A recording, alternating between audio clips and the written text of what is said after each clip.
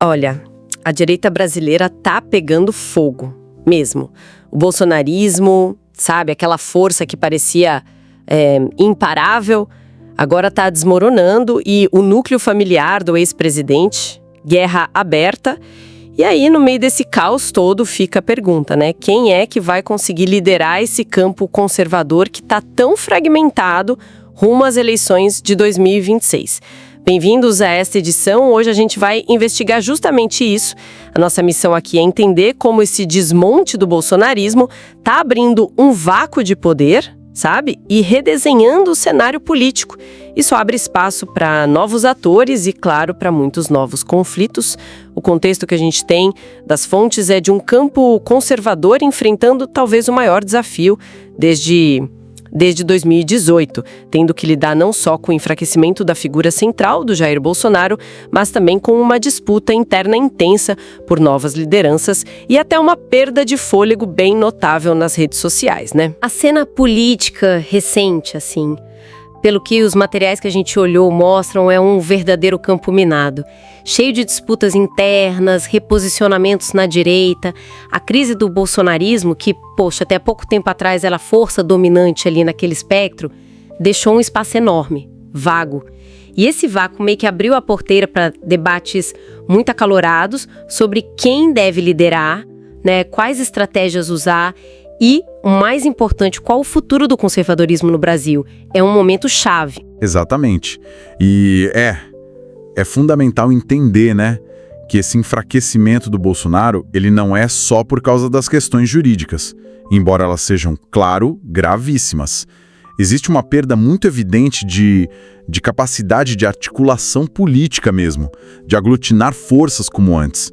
Um exemplo disso, que saiu bastante na mídia, e está detalhado em fontes como o El País, com base na PF, foi aquela notícia de que o Bolsonaro teria, chegado a cogitar pedir asilo para o Milei lá na Argentina.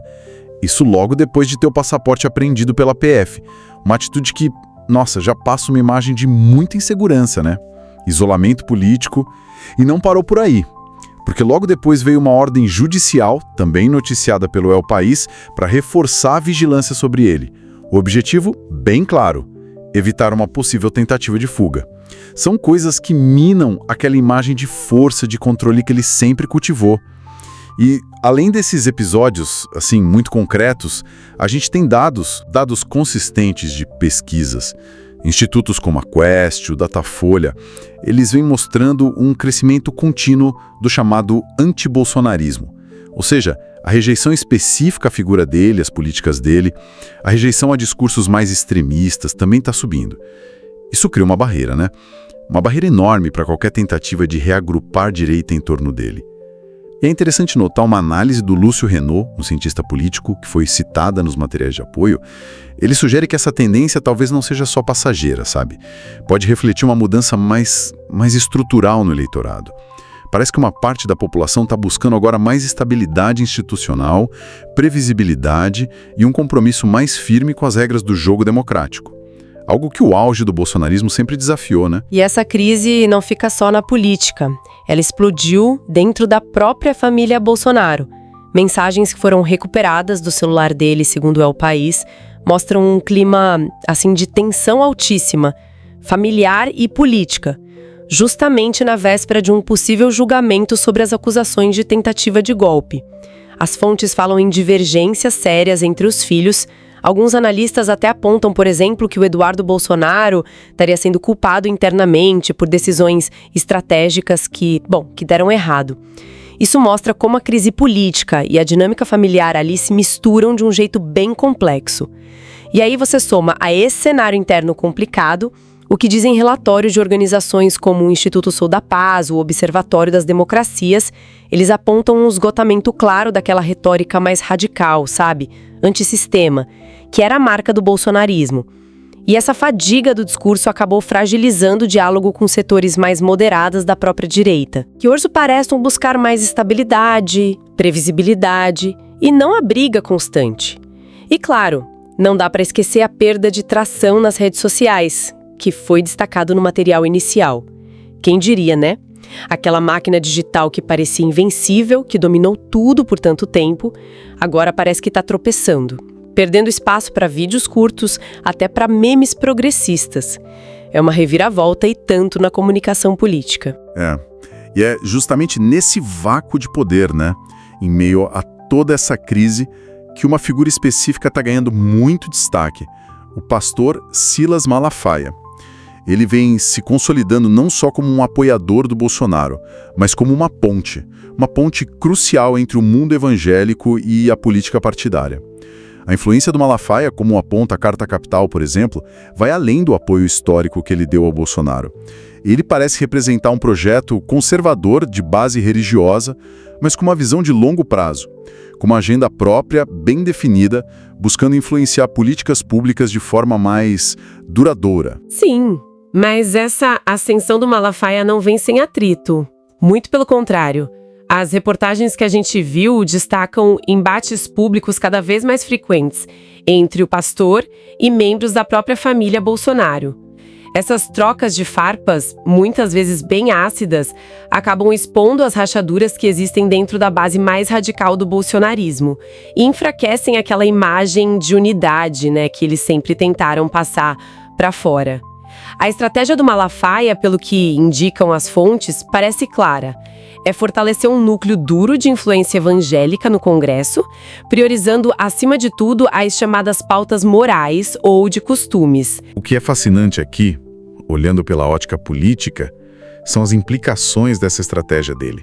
Porque ao colocar essas pautas morais no centro de tudo, ele inevitavelmente cria atritos, e atritos sérios com outras alas da direita.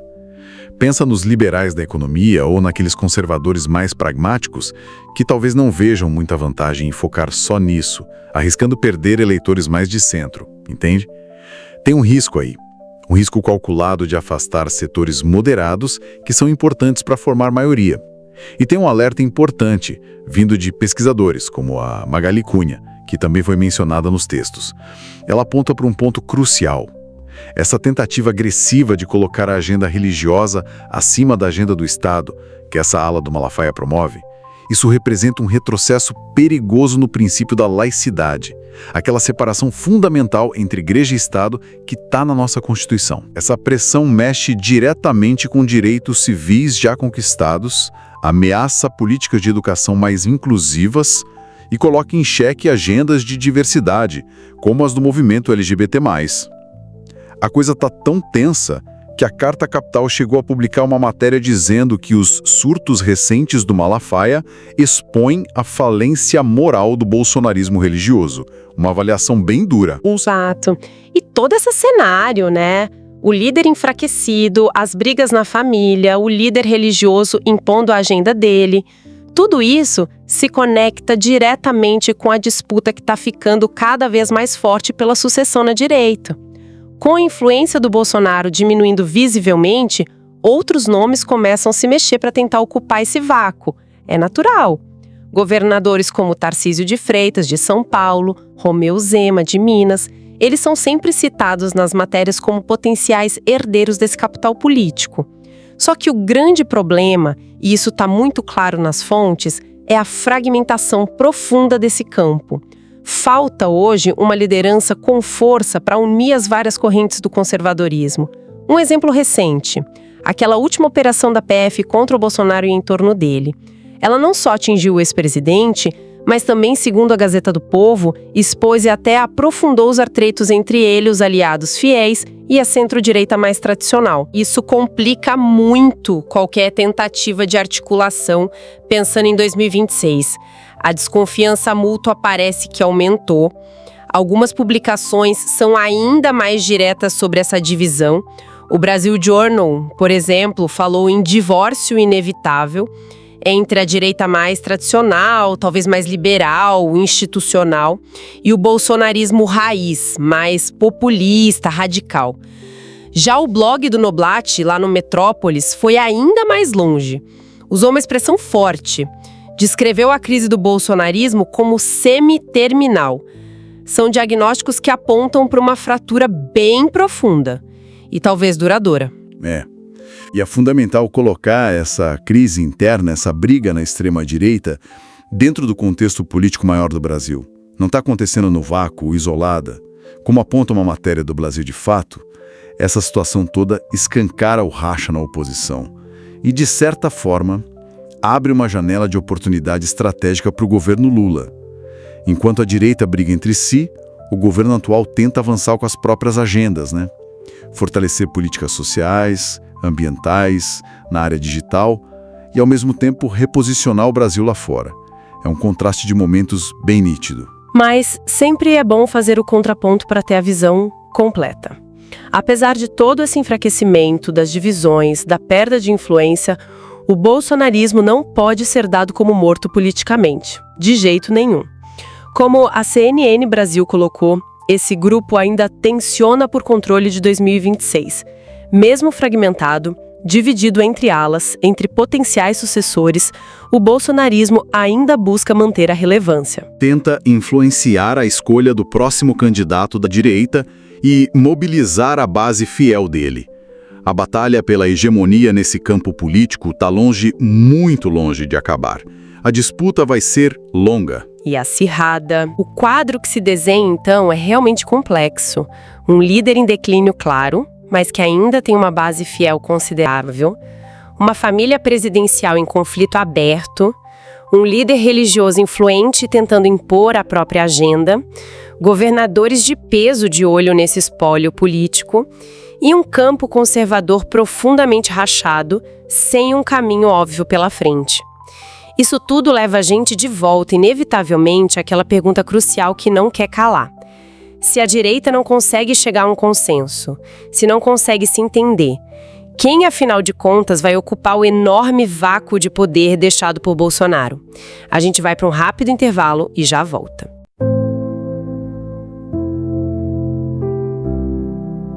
Bom, retomando aqui a nossa edição, a gente deixou para trás aquele diagnóstico, né, que às vezes é um pouco denso da crise atual, para olhar mais para frente. O que será que o futuro reserva para a direita brasileira? É um campo bem agitado, né? A gente tem em mãos aqui material de analistas políticos, alguns relatórios de institutos de pesquisa, que vai ajudar a gente a explorar um pouco essas disputas por novas lideranças, os embates no ambiente digital e também a influência das conexões internacionais e, claro, como é que a ascensão das agendas progressistas está redesenhando esse tabuleiro todo, já pensando lá em 2026. Exatamente. É um cenário, olha, fascinante pela complexidade. As fontes que a gente analisou apontam para uma fragmentação que parece quase inevitável ali no campo conservador, sabe? E, ao mesmo tempo, a gente tem um governo que, percebendo isso, né, busca ativamente consolidar a sua posição, a sua narrativa, aproveitando justamente esse contexto de redefinição do seu principal adversário político dos últimos anos. Então, a nossa missão aqui é tentar conectar esses fatores internos e externos que estão moldando esse panorama que não para de mudar. Ótimo. Então vamos começar por aí mesmo, por essa estratégia do governo atual. Como exatamente ele está capitalizando esse momento que as fontes descrevem como de enfraquecimento, ou pelo menos de uma redefinição bem profunda na direita? Olha, a estratégia que está aparecendo nas fontes ela tem várias frentes, né? Por um lado, a gente vê um reforço bem claro em políticas públicas com apelo social forte e também de desenvolvimento econômico. O relançamento do Minha Casa Minha Vida é um exemplo muito claro disso, assim como o aumento de investimentos em educação básica. Essas ações mais concretas, elas alimentam diretamente aquela narrativa de reconstrução nacional, que é um termo que o governo tenta emplacar como marca. E essa ideia de reconstrução, pelo que as fontes indicam, não fica só aqui dentro do Brasil, né? Tem um movimento claro lá fora também, buscando um outro tipo de protagonismo. Isso mesmo. Os avanços na pauta ambiental, que ganharam muita visibilidade, né? E o protagonismo que o Brasil está buscando assumir em fóruns globais, são partes cruciais dessa estratégia. Vamos pensar na preparação para sediar a COP30, a Conferência do Clima da ONU, e também na participação ativa no G20, né, o grupo das maiores economias. Isso não só reposiciona o Brasil diplomaticamente, mas também, segundo os especialistas que a gente viu nas fontes, fortalece a imagem do governo aqui dentro e amplia a influência das pautas progressistas no debate público. É uma combinação de diplomacia ativa com políticas sociais que cria um contraste bem pensado com o governo anterior. E falando em contraste e mudanças, o campo digital é outro palco onde a dinâmica parece que mudou, assim, drasticamente. Se lá em 2018 a direita parecia dominar quase sem disputa, hoje o cenário é bem diferente, né? Realmente fascinante aqui, e que as fontes detalham bem, é a capacidade de adaptação que setores progressistas e o próprio PT demonstraram. Eles não só entraram no jogo das novas linguagens digitais, como parece que aprenderam as regras mais rápido, sabe? Especialmente nos vídeos curtos. Plataformas como TikTok, Instagram Reels e YouTube Shorts estão sendo exploradas com formatos virais, colaborativos, de um jeito muito mais eficaz do que a gente via antes nesse campo político. Quer dizer, eles entenderam que não adianta só estar lá, tem que falar a língua da plataforma. Enquanto isso, do outro lado, a impressão que fica é que a estratégia parou no tempo. Tipo 2018. As análises e os documentos que a gente tem indicam que sim, tem uma dificuldade bem notável, principalmente na ala mais radical ligada ao bolsonarismo. A tentativa parece ser a de replicar as estratégias que funcionaram lá atrás. Polarização aguda, confronto direto, sabe? Aquela coisa do denuncismo. Só que os dados mostram uma queda bem significativa de engajamento para esse tipo de conteúdo e um aumento visível da rejeição. É quase como se, sei lá, para usar uma imagem, os estrategistas digitais dessa ala ainda estivessem tentando viralizar a corrente de WhatsApp em pleno, sei lá, 2024, 2025. É uma imagem forte, mas talvez capture bem essa dificuldade de adaptação. Mas assim, nem toda a direita está nessa situação, né? As fontes mencionam algumas alternativas surgindo. Exato. É importante notar isso. Perfis conservadores, que são vistos como mais moderados, com discursos menos agressivos, mais focados talvez em pauta econômica, em gestão, esses parecem estar ganhando algum espaço, conquistando um público que talvez esteja meio cansado dessa briga constante. Isso pode até sinalizar uma busca interna ali na direita por caminhos alternativos ao bolsonarismo mais raiz, digamos. Além disso, a gente não pode ignorar o impacto das ações de combate à desinformação. Ah, sim. Esse é um ponto crucial. Qual o efeito real disso?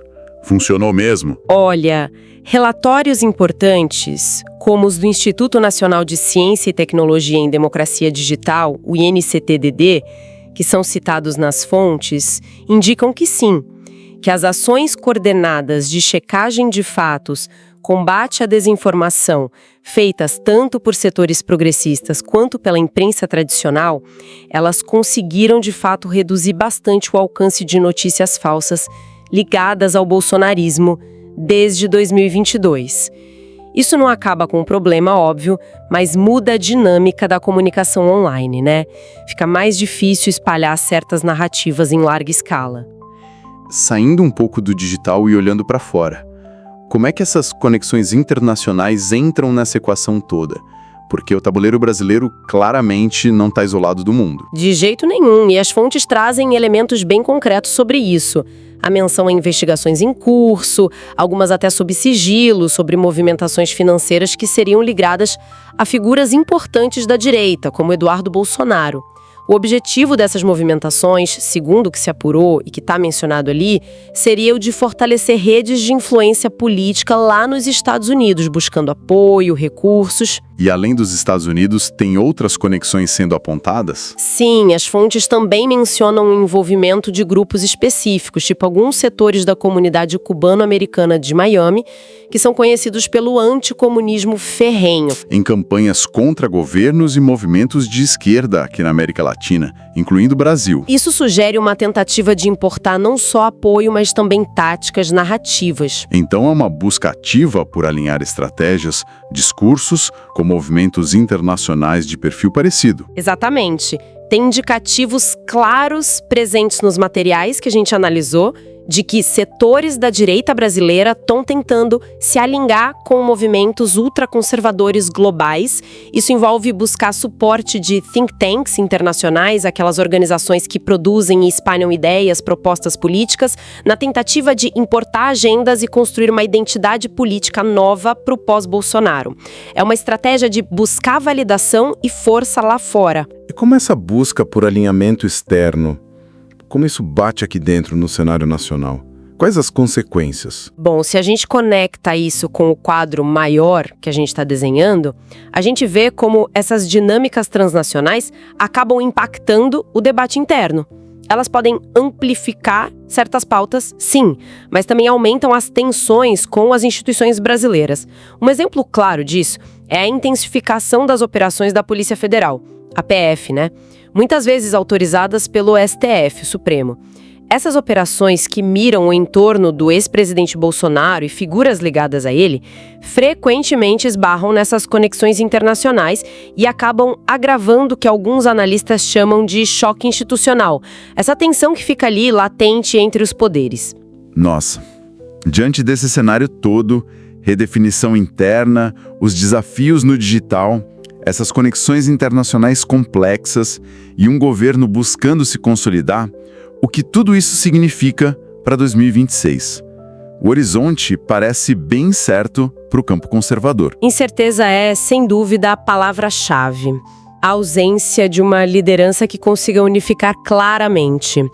Alguém com aquela capacidade de juntar gente que o Bolsonaro demonstrou ter em 2018, mesmo com alta rejeição. Essa ausência aumenta muito o risco de fragmentação. As fontes citam o Tarcísio de Freitas, governador de São Paulo, como um nome forte, talvez o mais forte hoje nesse campo. Só que a aposta da maioria dos analistas que foram consultados é que ele vai focar na reeleição em São Paulo. É um estado crucial, né? Peso político e econômico gigantesco, em vez de arriscar uma candidatura presidencial agora. Entendi. E se o Tarcísio for para a reeleição mesmo? Quem mais surge nesse horizonte? Sempre se fala de outros governadores, né? Sim, os nomes do Romeu Zema, de Minas, Ratinho Júnior, do Paraná, e o Ronaldo Caiado, de Goiás, são sempre citados como potenciais candidatos presidenciais pela direita. O problema, como apontam as análises, é que todos eles enfrentam desafios bem grandes para construir uma projeção nacional forte o suficiente para unificar os vários grupos e sensibilidades que formam a direita brasileira hoje.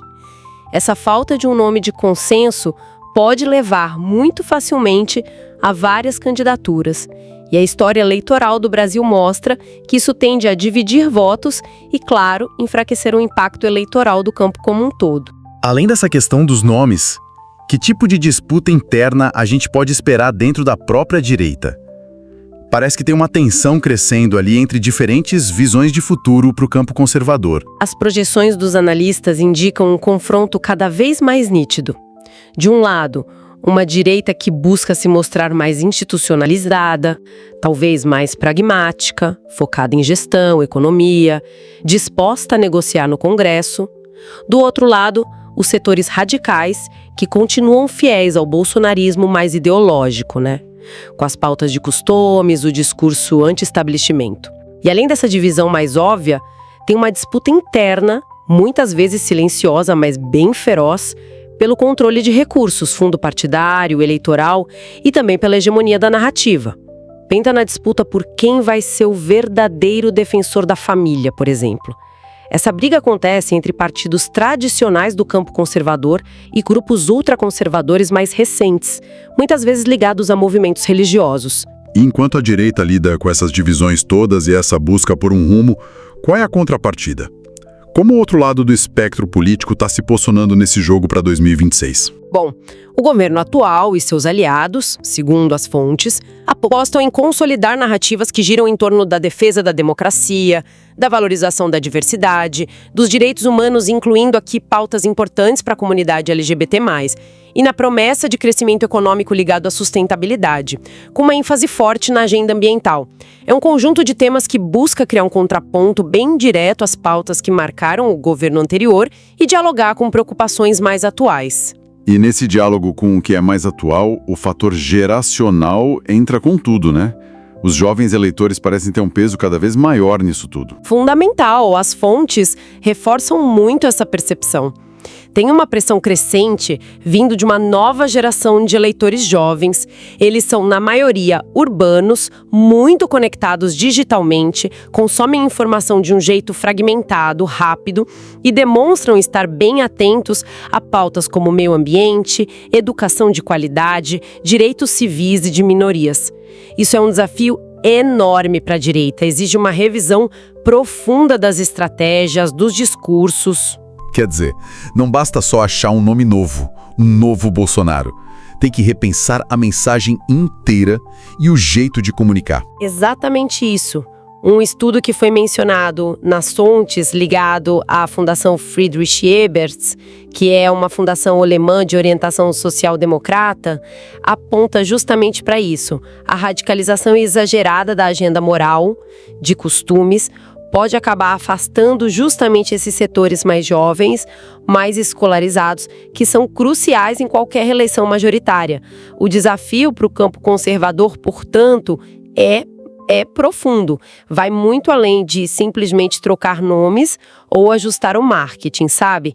Envolve redefinir agendas programáticas, reconstruir narrativas que façam sentido para o século XXI e encontrar formas eficazes de dialogar com o eleitorado que, em muitos aspectos, se mostra mais inclinado a pautas progressistas e muito mais exigente em relação a temas como transparência, meio ambiente e inclusão social. Fica bem claro que essa reorganização da direita é inevitável e vai ser um verdadeiro teste da capacidade deles de adaptação, de reinvenção, com o relógio correndo para 2026 e para os anos seguintes. Para a gente fechar esta nossa edição, fica uma reflexão bem provocadora que a gente tirou diretamente de uma das análises que tivemos acesso. Se a direita não reinventar suas narrativas, o protagonismo ficará nas mãos de quem souber dialogar com o futuro.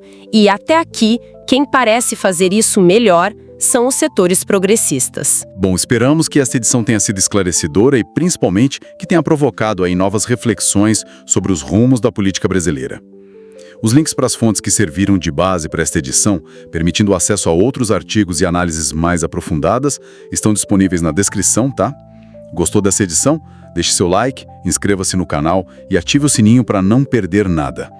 O PolVCast vai ao ar de segunda a sábado, sempre trazendo informações importantes e relevantes.